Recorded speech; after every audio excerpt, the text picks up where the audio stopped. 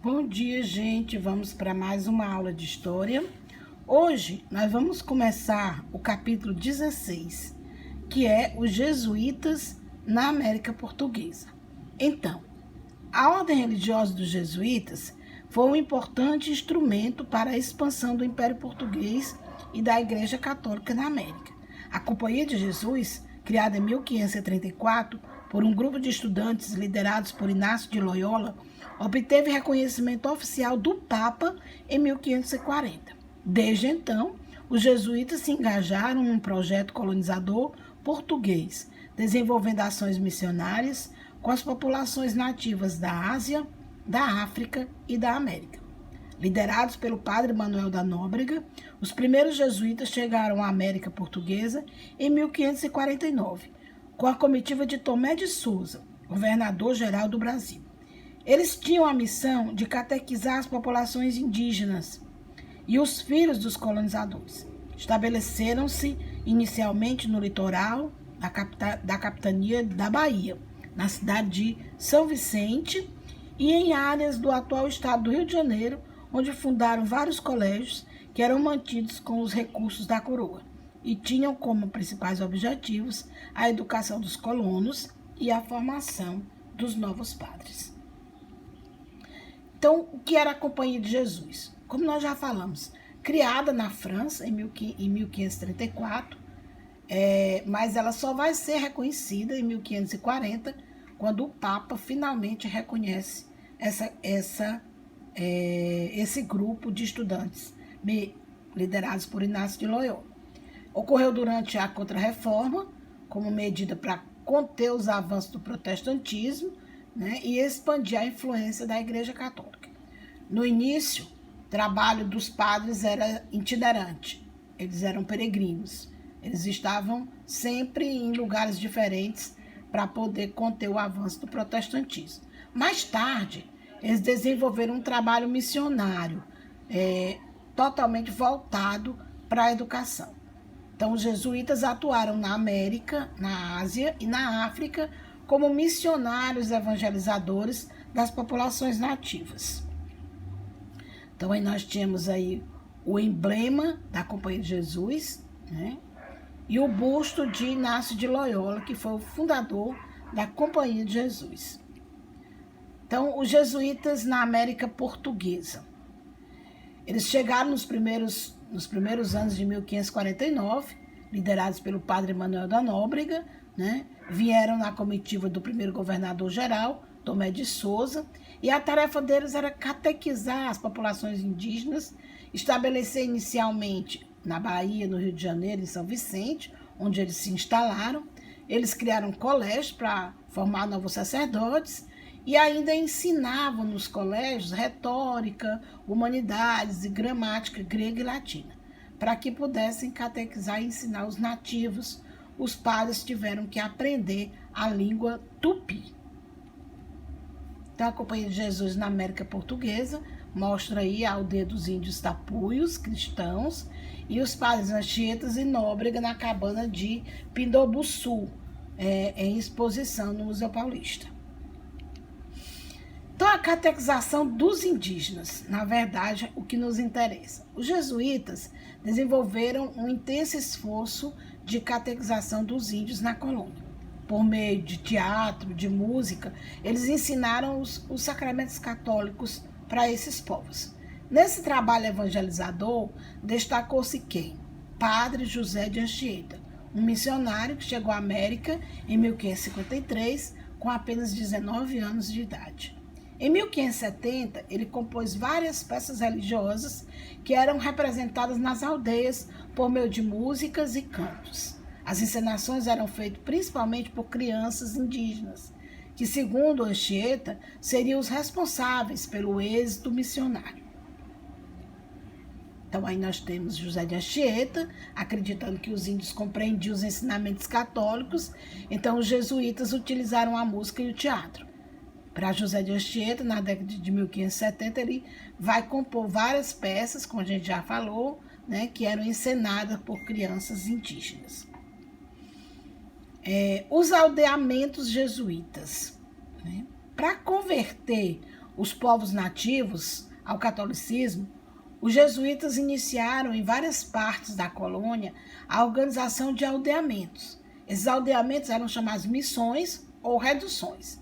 Nesses aldeamentos, os jesuítas trabalhavam para que os indígenas adotassem o modo de vida cristão e a adoração a um só Deus, deixando de lado a nudez, o politeísmo, as práticas poligâmicas, enfim, seus costumes ancestrais. Então, os jesuítas expandiram as missões para o sertão, porque eles começaram no litoral. Então, eles atingiram o sertão até o norte da colônia portuguesa, onde hoje estão os atuais estados do Ceará, do Pará e do Maranhão. A região da capitania de São Vicente, dos Paraguai, do Paraná e do Uruguai, e ao longo do Rio Amazonas, também foram estabelecidos com muitos aldeamentos. Então, nas missões, qual era o papel dos indígenas? Eles eram submetidos a uma rígida disciplina de orações e trabalho.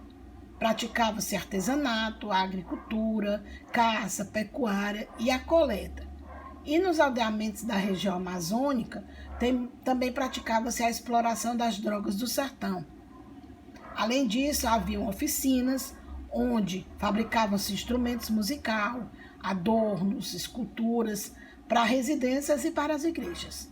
Aprendia-se também a técnica da metalurgia e produziam-se artefatos de metal como anzóis, facas e outros objetos. Então aí nós temos, né, uma igreja, né, Padre Manuel da Nóbrega, jesuítas, Padre Anchieta com os índios, né, fazendo seus ensinamentos. Os aldeamentos jesuítas. Bom, os aldeamentos eles eram autossuficientes, as missões ou reduções. O objetivo era que os nativos abandonassem as práticas politeístas, poligâmicas, antropofágicas e adotassem o cristianismo. Nas missões, os índios eram submetidos a essa disciplina de oração e de trabalho. Então, eles praticavam caça, agricultura, artesanato, prática de coleta, né? E as drogas do sertão na região da Amazônia, que eram o cacau, o urucum, a caixã do Pará e a baunilha, que era muito procurado. Aqui nós temos o mapa das missões, né? Nós temos aí várias missões ou reduções jesuíticas, né, nessa região, principalmente no sul do Brasil, né, aí no sudeste, né, Paraná, Rio Grande do Sul, né, algumas áreas da Argentina, do Paraguai, né, que são as áreas originais ocupadas por índios Tupi-Guarani. Essa cor mais clara e essa cor mais escura são as áreas naturais de ocorrência da erva mate. Aqui há a vida nas missões, né, como elas se organizavam. No centro estava a igreja, ao redor dela, né, todos os aposentos dos padres jesuítas.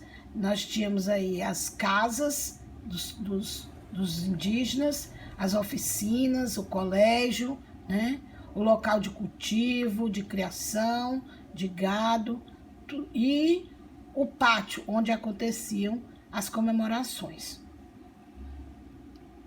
O impacto para os indígenas desse novo modo de vida. A colonização portuguesa e a ação missionária dos jesuítas causaram profundos impactos aos povos indígenas daquela época, que já viviam nas terras que hoje foram o Brasil há muito tempo. Os missionários impunham aos índios um modo de vida totalmente diferente, um modo de vida cristão, e condenavam as suas práticas, as suas crenças tradicionais. Além de alterarem a estrutura, eles desvalorizaram a função dos pajés, que eram uma espécie de curandeiros, né? E também ao substituir o seu tipo de moradia, que eles eram acostumados a morar no meio da natureza, nas ocas, e eles tiveram que passar a morar em casas feitas nas cidades, nos aldeamentos, né, com muitas populações. Os aldeamentos serviam de proteção contra os exploradores que queriam escravizá-los. Entanto, sua permanência nos aldeamentos trazia, entretanto, a permanência nos aldeamentos trazia o risco do contato com doenças que eram trazidas pelos europeus. É aquela questão, eles estavam protegidos dos exploradores que queriam escravizá-los, no entanto, a permanência deles nos aldeamentos também era um risco, por causa do contato com essas doenças dos europeus. Nas missões haviam nativos de várias aldeias, e isso tornava o risco de contágio ainda maior. Nós temos aí as resistências, né, porque também os índios não eram tão pacíficos de tudo ser imposto a eles e eles terem que aceitar. A gente sabe perfeitamente que houve muitas resistências, né? Um exemplo de resistência indígena foi o movimento Santidade de Jaguaripe, que ocorreu na Bahia no final do século XVI. Esse movimento foi liderado por um pajé tupinambá, com o objetivo de revigorar as crenças do seu povo. Criou uma cerimônia religiosa que reunia elementos da mitologia tupinambá e do cristianismo. Ele dizia ser o verdadeiro Papa e a reencarnação de Tamandaré, um ancestral tupinambá. E nesses rituais as pessoas dançavam, cantavam e bebiam cauim, que era uma bebida alcoólica indígena feita com a mandioca. O movimento foi desmantelado pela coroa portuguesa. Isso aí é só um exemplo de uma das resistências que nós temos. Então, obrigada, mas não para por aqui. Na próxima aula a gente continua ainda falando do trabalho dos jesuítas no Brasil. Vamos às nossas atividades.